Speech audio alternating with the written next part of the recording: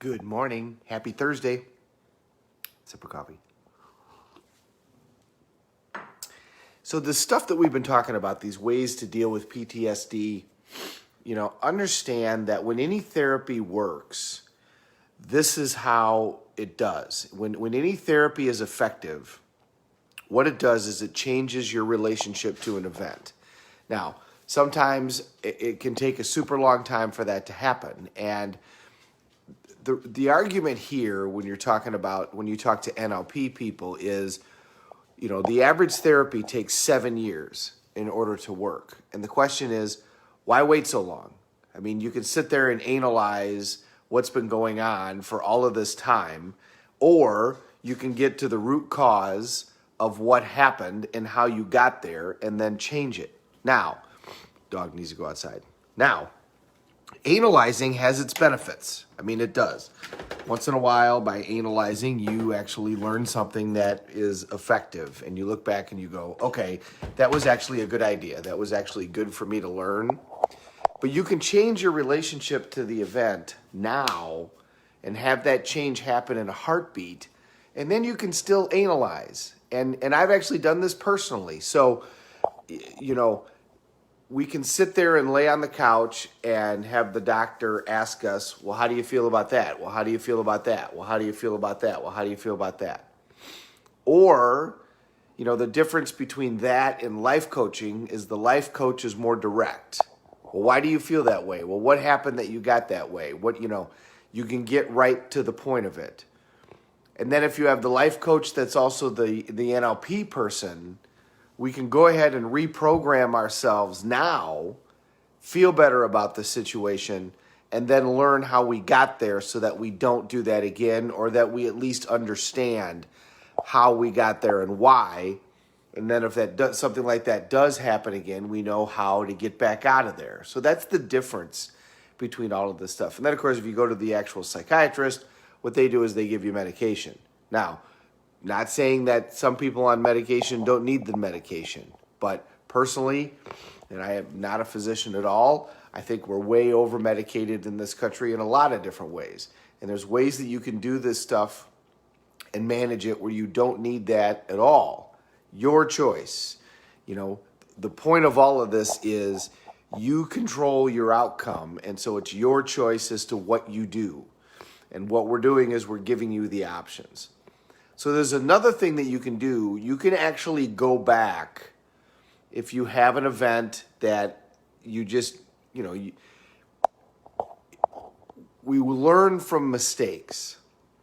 So we have to remember that mistakes are what allow us to grow and allow us to gather information for the future.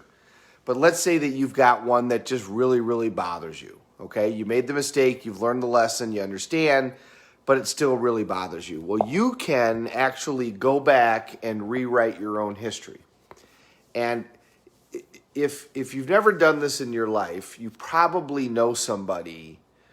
I had a good friend one time that... This is a reminder. No. Alexa, stop.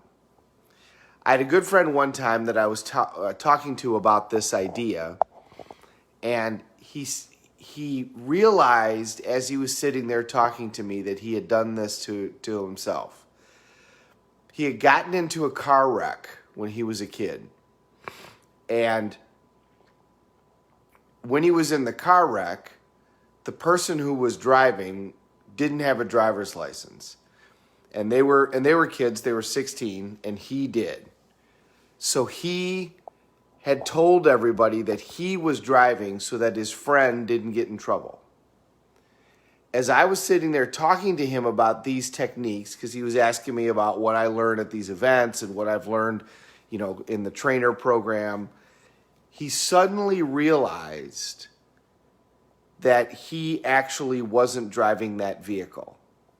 And he said, I had told that story so many times that I was driving the vehicle that I had forgotten that in fact I wasn't and my buddy was. And when you were sitting here telling me about these techniques, it dawned on me that I had done that to myself.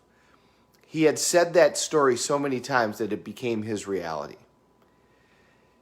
That is the whole concept of fake it till you make it.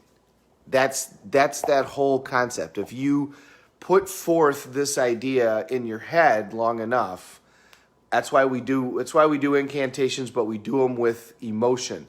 I am this, I am that, because the more you do that and you grind it into your physical body, the more that you will become that. So you can actually go back and rewrite a piece of your history if you want to. You can take yourself back to that time.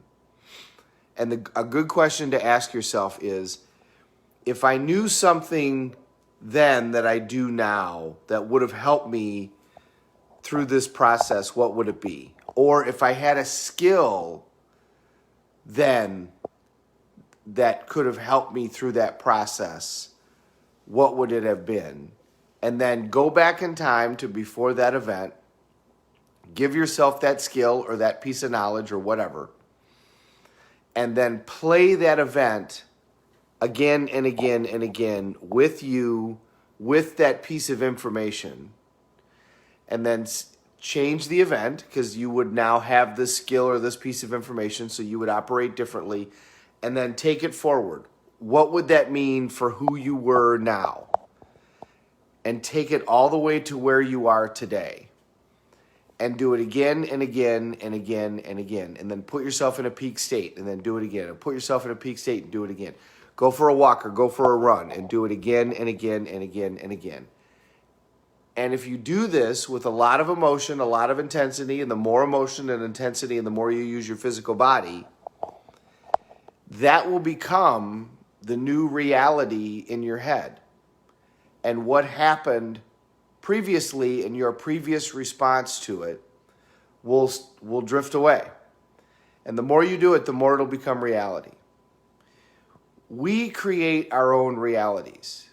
You know, look at the situation going on in the country right now. You've got the country evenly divided, and both sides absolutely believe the opposite of the other.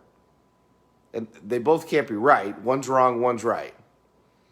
But there's a reality, and the reality is whatever you believe is real for you. That's what we talked about when two people can have the exact same experience and have two completely different responses to it. But each response is their reality. So you can change your reality. You can go back and give yourself a skill or a tool or a piece of knowledge. And if you play that in your head enough times, especially if you do it with intensity, you now all of a sudden that'll change that historic event and you'll feel completely differently about it. So the point of all of this is to remember, we control how we respond. And you can sit there and analyze all you want about how you got there and all this stuff. And again, there's a value to that because you can learn lessons. You can learn this is why I did this. And then when you hit that reality, there is benefits to that. But why still feel badly about what happened when you don't have to? Remember, at the end of the day, if you're punishing yourself for something that you did in the past, you're punishing an innocent person because you are no longer that person. Les Brown does a great job talking about this. You are no longer the person that made that mistake. You have learned the lesson. So stop punishing that person who has already learned. You know, ask yourself this, are you ever going to do that again? If the answer is a resounding no, then stop punishing yourself. We all need to remember to do this. We're in control of how we feel. We are in control of how we respond. Thank you for watching, everybody. Good morning. Good morning to my Uncle Bill, my cousin Chrissy out in Boston, Mr. Drehobel down in Florida. I hope the hurricane wasn't too bad. Miss Sanders, great to see you this morning. And Mr. Williams, also great to see you. It's awesome how many people that we have here on any given morning. Very happy to see that. Have a great Thursday, everybody. We're all in this together. Let's take care of each other.